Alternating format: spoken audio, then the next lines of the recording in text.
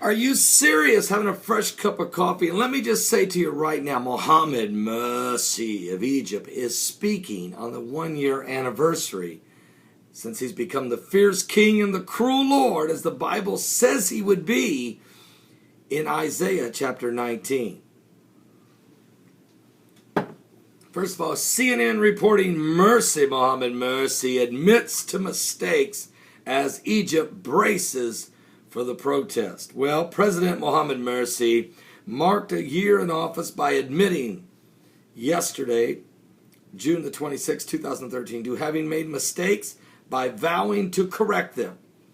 Quote, "I want to tell you frankly that I made mistakes in many things and I was right in several other things," he said in a televised address from the Cairo International Conference Center. "Mistakes were made, but corrections should be done," he said to applause. Morsi then launched into a defense of his record and a list of plans to improve it. He said he had offered the Interior Minister to form a unit to combat thuggery. What? And terrorism, including the blocking of roads, according to the state-run Haram online news agency. Now, thuggery.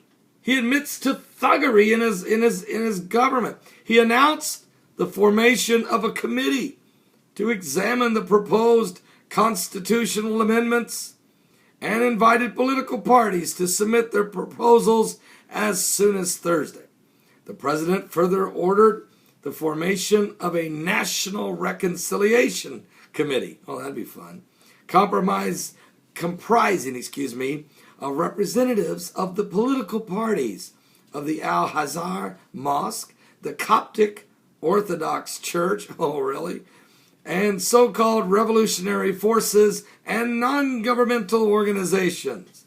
The committee, he said, will be charged with promoting national dialogue among the political factions. Now, Morsi said he was authorizing government ministers and regional governors to sack any officials found to have contributed to recent crises or shortages. Get ready, Coptic Christians, to be crushed. Get ready. He's allowed you already. Churches have been burnt to the ground. Christians have been murdered. Christians have been crucified, beheaded. Are you really serious?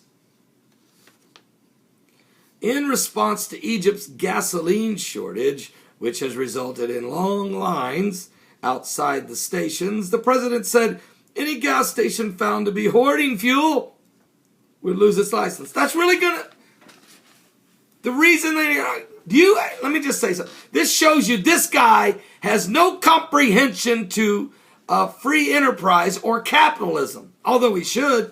He went to college at Berkeley in California. Oh, I guess he wouldn't have any understanding of capitalism since he went to Berkeley. What? Just throwing it out there.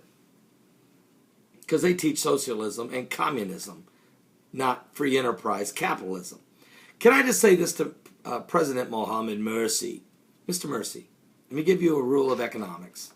A man owns a gas station. He's there for one purpose and one purpose only, my friend. To sell the gas! He's not hoarding up gallons of gas and making people have long lines and just giving a little bit at a time. The man is in business to sell the gas. So if he has gas, he sells the gas till it's gone. And what he really wants to do is sell the gas and keep bringing in more takers and sell more gas and more. He doesn't. That's what he's trying to do. Are you serious? I say it again. The man is in the business to sell the gas. To sell the gas. Ugh. The committee, he said, will be in charge of promoting national dialogue. Now, the youth, he says, finally, Mursi ordered government ministers and provincial governors to appoint advisors that must be younger than 40 years of age in their respective teams. That sounds like discrimination, but that's okay. He stressed that young people, who are among his fiercest critics, must assume a greater role in the country's affairs and vow to lower the unemployment rate that's at 13% right now to 8%. Well, that's not far from where we're at in America, so I guess, The youth were never given a chance to play a role in the country, and for that I am sorry, he said. I will make sure they do soon. Mursi highlighted his administration's efforts to serve the poor, saying that the monthly minimum wage has risen from 700 Egyptian pounds to hopefully 1,500. The public sector salaries have nearly doubled, and more than 50,000 small-scale farmers have had their loans forgiven. Okay, I want. See if I get this right. How much money did we give Egypt? 1.2 billion. And don't forget, first thing the president did when he went to Cairo in 2009 was forgive them of $1 billion in debt. Since then, he's given them another $1.2 billion. And then John Kerry went over and threw another $450 million. Now that, to my calculation, is $2.65 billion. So they can turn around and forgive the debts of loans because you, the American taxpayer, if your children go to college, the tuitions are going up, but they can never be given forgiveness of those loans, no matter if they can't get a job. Just saying. I'm just saying. So you should feel good if you're an American that you are paying taxes to help forgive the debt of the Egyptian farmers, who are then crucifying your Christians in the front lawn of the presidential palace in Cairo. So you should feel good about that. And you should also be happy that your president continues to support the Muslim Brotherhood regime of Mohammed Mursi as he sends fighters in to fight against the Christians who are dying in Syria. I'm just telling you the flat-out truth because nobody else will speak the truth.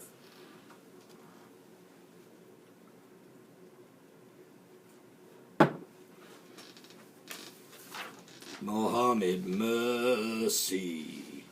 Let's just read what the Bible said about him, okay? That's enough. I could read the rest of it, I don't want to. Here's what the Bible said. Here's what's going to happen to Egypt. It's called the burden of Egypt. Isaiah chapter 19. Read along with me. Here's what it says. Behold, the Lord rideth upon a swift cloud, and shall come into Egypt. The idols of Egypt shall be moved at his presence. Now you want to know why that idol of death is spinning? And the heart of Egypt shall melt in the midst of it. And I will set the Egyptians against the Egyptians, and they shall fight every one against his brother, every one against his neighbor, city against city, kingdom against kingdom.